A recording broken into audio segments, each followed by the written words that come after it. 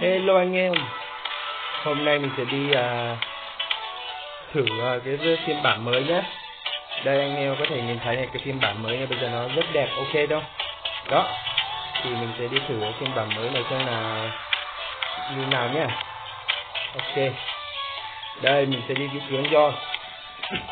Đó, một vị tướng mà nó thay đổi tất cả này, thay đổi ngoại hình này. Ok, rất đẹp. Đây anh em có thể nhìn thấy này, đẹp chưa? Đó. Ok. Cho anh em ý kiến hết này. Đó, ngoại hình của nó bây giờ là ok đó. Đây. Đấy nha anh em nha.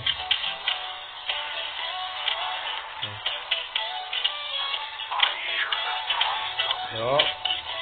Mấy cái trang phục mấy cái trang phục sau này thì vẫn giống thế đâu, nhưng đặc biệt cái trang phục này. Đó, anh em nhìn thấy đẹp trai chưa?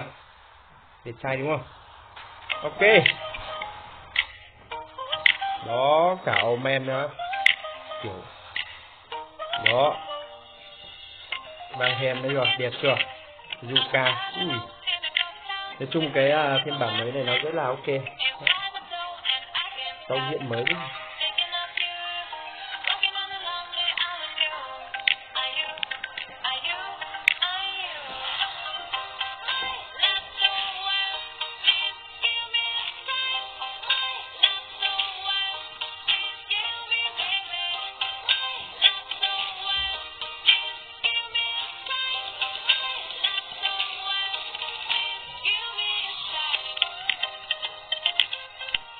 Anh em có thể nhìn thấy John bây giờ, tiếng John này rất là đẹp trai nhé.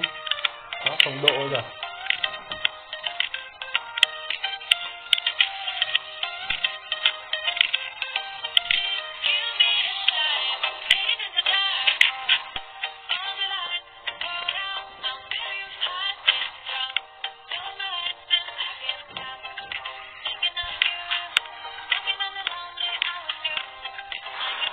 Đó anh em ạ.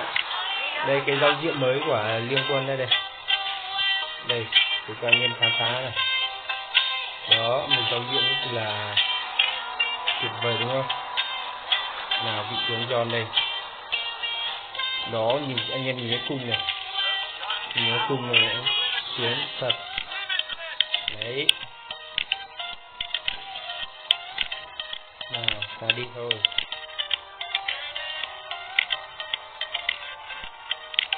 Ok. Bán cây rồi. Đấy.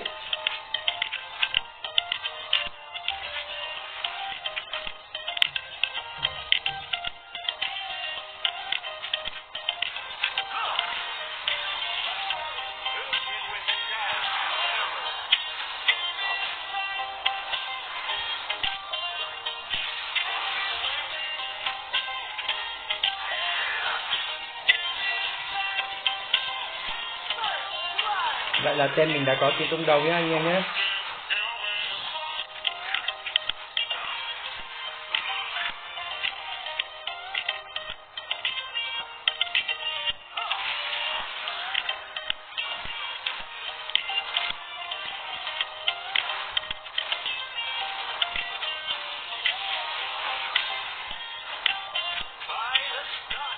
Ok.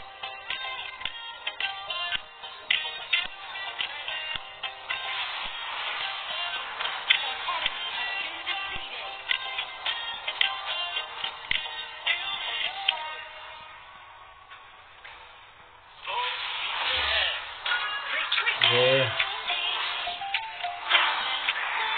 Anh em chết rồi.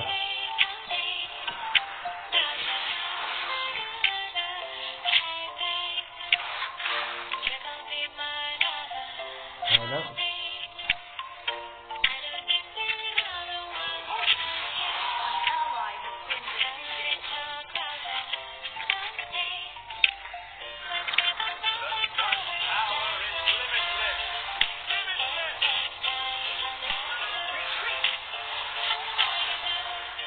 Chắc mình phải về đã.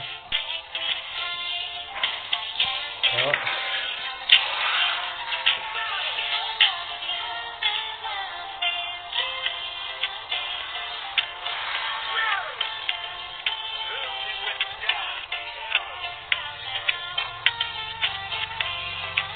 Ok, tất là có mạng đây rồi. Ok nhé. Thì mình làm một mạng nha. Yeah.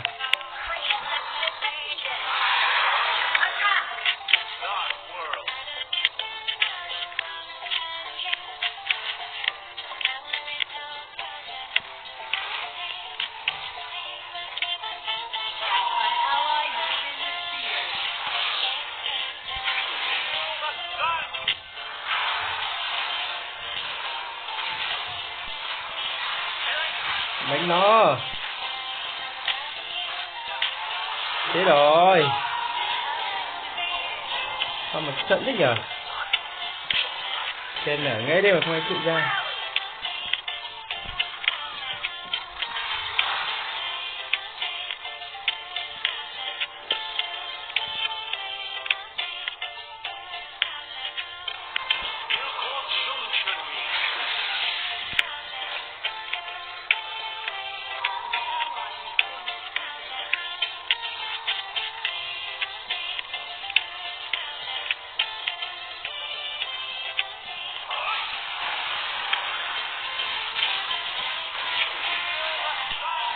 Mình chết nó là tao hả? Đó anh em ạ, có một mạng rồi.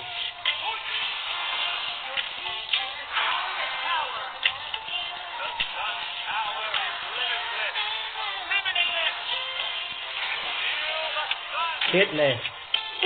Đen thật. Chứ là có mạng thứ hai anh em ơi.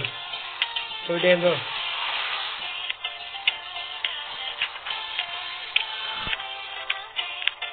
Đây ở mạng đây rồi. Mạng đây rồi. Mạng đây, ôi trời ơi. Hơi đen. Anh em có thể nhìn thấy rồi đó. Mình hơi đen thôi.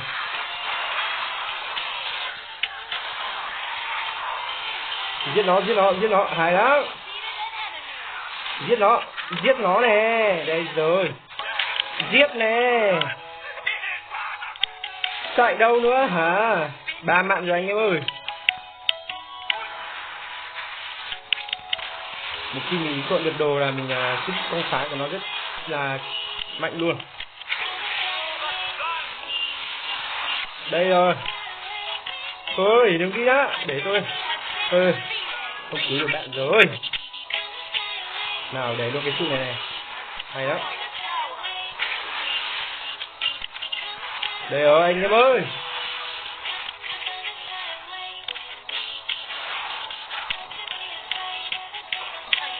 Hay lắm, về đi.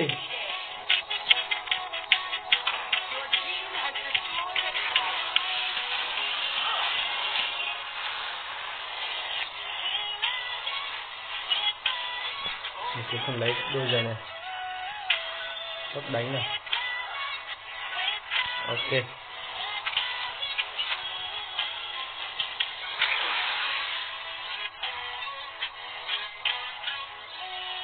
Anh em có thể nhìn thấy ngoại hình mới của John nào đúng không? Rất là mạnh. Đó anh em ạ.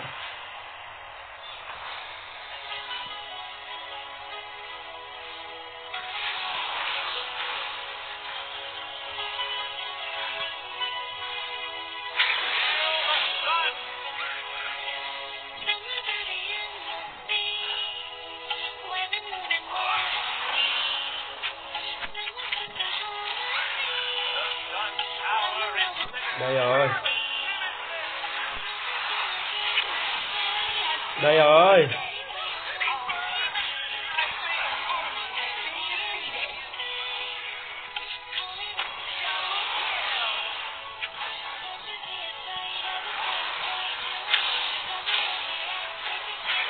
Ui. Nào con luôn thôi anh em ơi.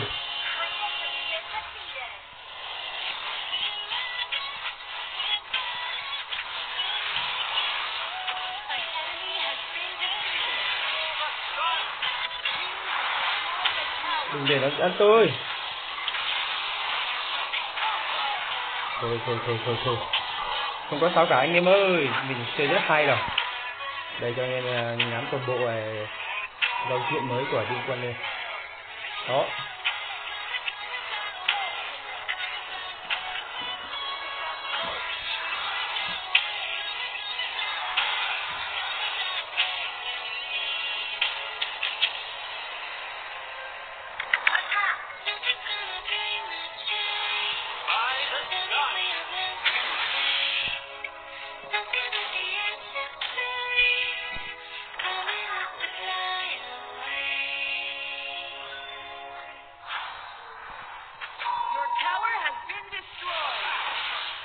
Anh em có thể nhìn thấy nhá, bán rất phê luôn. Đó. Bán phê cực.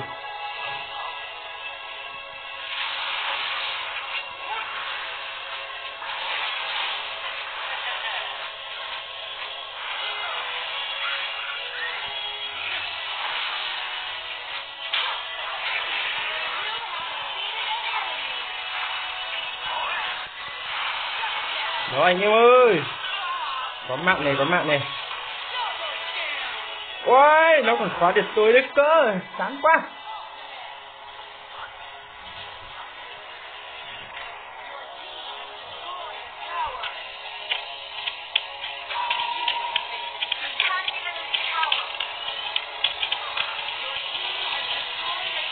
Mình khá là xanh rồi anh em ạ.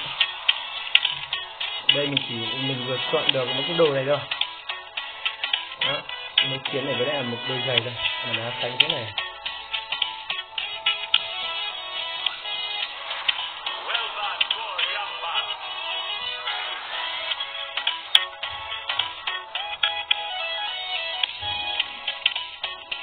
Còn một con quái đó.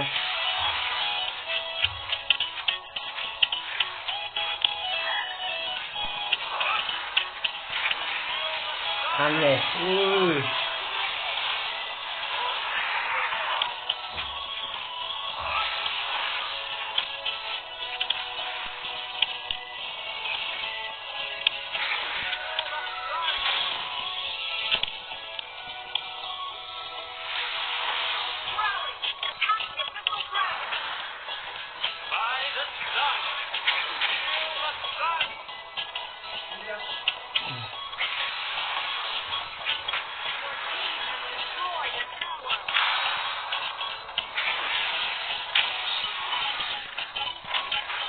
Để nó ăn tôi.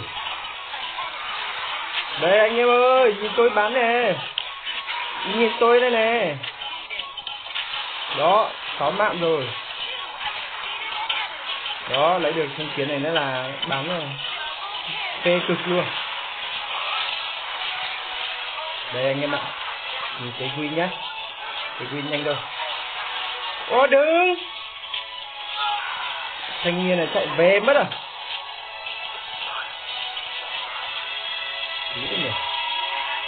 Đây. Chọn phút phạt kiến rồi nhá.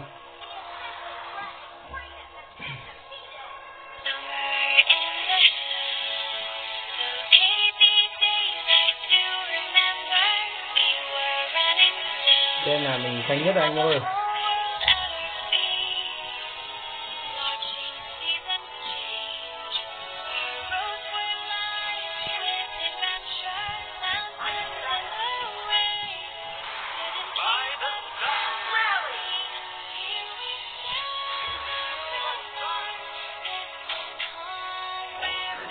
Anh em ơi, đi chung đi, lại thua ngược bây giờ.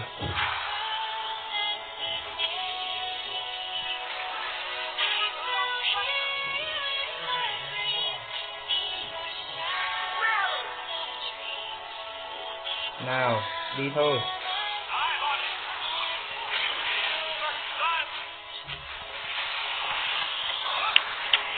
Đây, mạng đây rồi. Mạng đây rồi.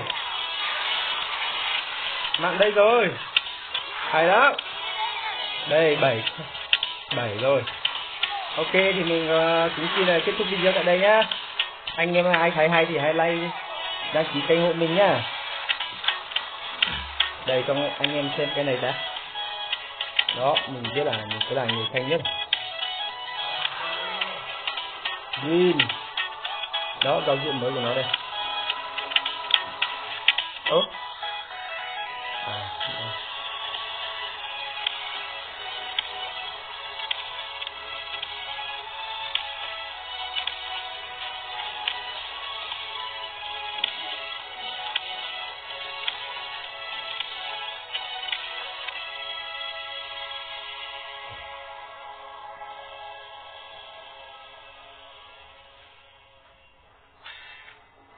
Đây nhá anh em nhá, giao diện mới của nó đây.